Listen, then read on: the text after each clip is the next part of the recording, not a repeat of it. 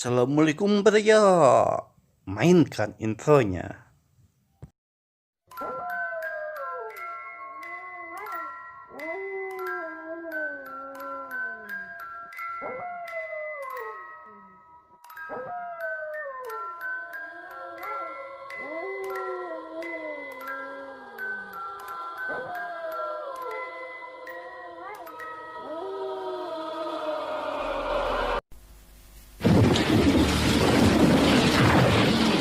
Selamat datang di channel kami. Jangan lupa klik like, subscribe, dan share-nya ya. Terima kasih semua.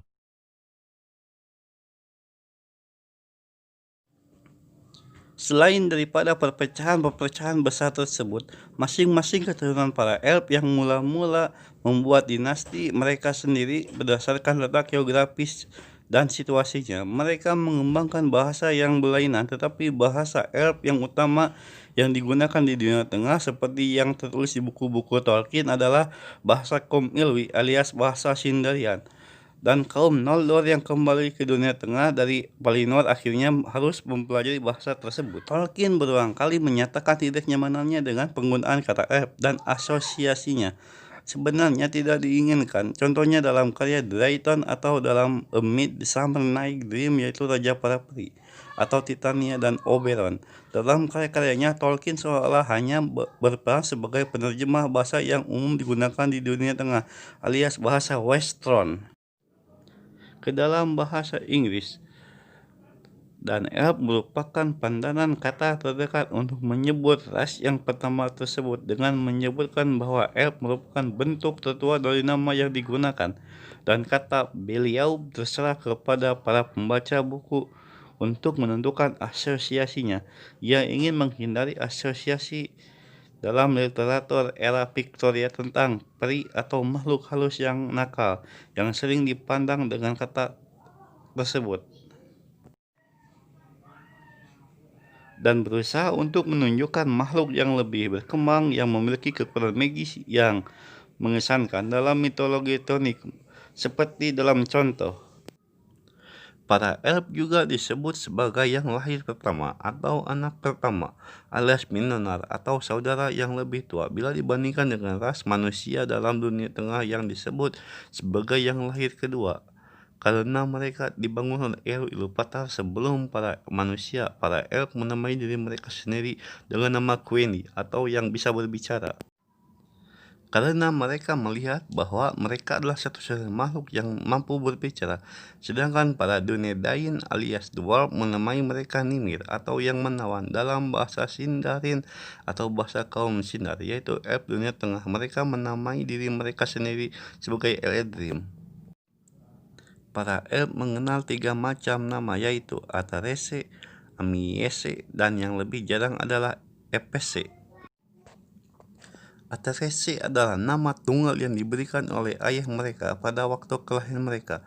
Biasanya nama ini melambangkan nama ayah dan ibu mereka, menandakan garis keturunan mereka dan asal kaum mereka.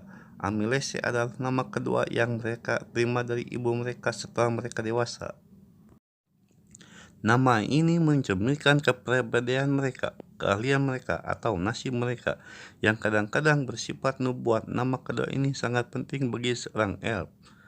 EPC atau nama julukan adalah jenis ketiga. Nama ini diberikan jika seorang elf melakukan sesuatu hal yang tidak biasa. Nama ini dapat diberikan oleh siapa saja, seringkali merupakan ungkapan kekaguman atau penghormatan.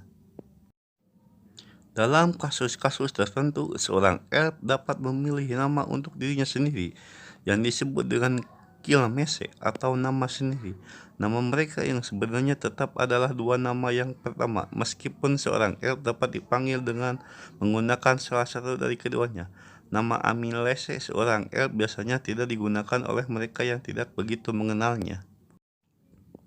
Setelah pengasingan bangsa Noldor ke dunia tengah dan pengadopsian bahasa Sindarin atas bahasa Quenya yang mereka pergunakan di Valinor, kebanyakan Noldor mengadopsi nama terjemahan dalam bahasa Sindarin yang sepadan dengan salah satu nama mereka dalam bahasa Quenya, seperti beberapa contoh.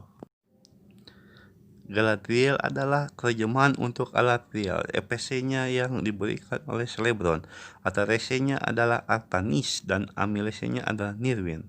Maedhros pertama Fëanor disebut Lysandor oleh saudara-saudaranya karena rambutnya yang berwarna perunggu. Atharese-nya adalah Nelyar Finwë alias Finwë ketiga. Ayahnya Fëanor memiliki Atharese seluruh Finwë dan Amilese-nya adalah Maitimo.